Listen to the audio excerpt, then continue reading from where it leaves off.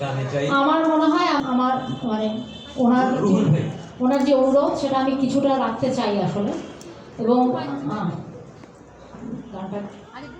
হ্যাঁ আচ্ছা আমাদের শুনেছি তাদের মজুরি এখন বাউনি, কিন্তু তোমার ফুর্তিতে নেই ভাটা। পরিবারে নিয়ে বিদেশ বেড়াতে যাচ্ছ, বের করে নিয়ে অসময়ে ছুটি ছাটা। শুনেছি তাদের ন্যায্য মজুরি দাওনি, অতিথি খাওয়াতে তবু রেলিসেনে যাচ্ছ।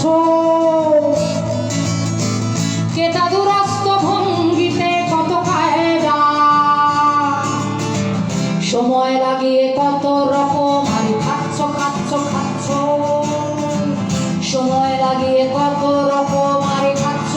প্রত্যেকবার ঈদের আগে আপনারা দেখবেন সব চলবে ঠিকঠাক, সব বড় লোক অনেকদের মানে ট্রেনের টিকিট কাটা হয়ে গেছে, ভ্যাকেশন রেডি, কিন্তু ম্যানেজারের হাতে ট্যাক্সি দিয়ে চলে যায়। শ্রমিকরা শেষ সময় পর্যন্ত বেতন পায় না, অনেকটা বাকি থাকে, অনেকটা বাকি রেখে তারা মাঝে মধ্যে খানিকটা দেয়, 100 টাকায় 20 টাকা দিয়ে খুশি করে দেয়। তারপর শেষ মুহূর্তে তারা লঞ্চে বাসে উঠে মরতে মরতে চললেও বাড়ি দেওয়া দেয় না। শুনেছি তাদের মজুরি তবু বাড়াওনি, ছেলে মেয়েদের আবদার সবই রাখছ। মাথায় তোমার কত বড় বড় চিন্তা, নতুন বাড়িটা কোথায় কবে বানাচ্ছ। শুনেছি তাদের মজুরি তবু বাড়াওনি, জীবন তাদের থামেনি চলতে চলতে। না না তুমি তো শুনবে না সেই গল্প, সুযোগ দেবে না কাছে এসে কিছু বলতে। গরিবের সাথে চটপাট শুধু করলে, ওইটুকু টাকা ভুলে যাবে নেই সাধ্য। প্রথমে কিছুটা চিৎকার করে উঠলেও,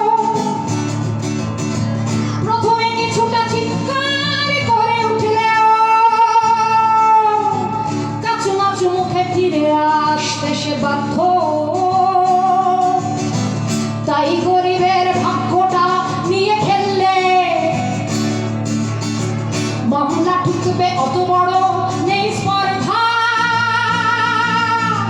তুমি যে আসলে কত বড় এক শয়তান, তুমি যে আসলে কত বড় এক শয়তান, পারবে না তারা খুলে দিতে সেই পর্দা। শুনেছি তাদের ন্যায্য মজুরি দাওনি, গলা দিয়ে তবু কি করে খাবার নামছে। তোমার শরীরে পৃথিবীর সেরা গন্ধ, ন্যায্য পয়সা চেয়েছে কারা খামছে খামছে খামছে।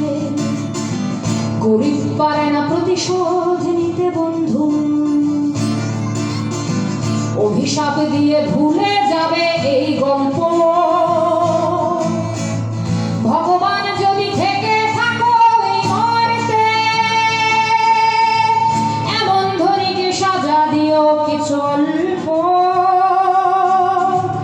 অল্পই দিও, বেশি হলে হবে নষ্ট।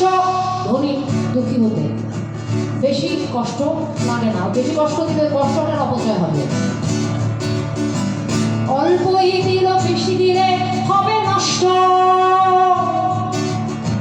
দুঃখী হতে তার লাগবে না বেশি দুঃখ। আড়ালের ঘরে দুলার দেখেনি কষ্ট, আড়ালের ঘরে দুলার দেখেনি কষ্ট।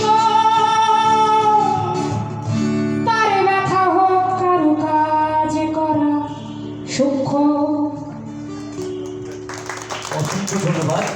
আমি একটু অন্যদিকে যাই। আমি আমার মনে আছে সাইনাবা 26শে জুলাই আমরা যখন এই যে প্রেস ক্লাবে বাদল ভাই হাতটা পরে উঠে একটু বসেন। জুলাইয়ের গল্প বলতেছি, একটু 26 তারিখে যখন আমরা এখানে যে মিছিল করছিলাম, যখন আর্মি পুলিশ, আপনি তো দেখছেন, এটা নতুন করে না বলি,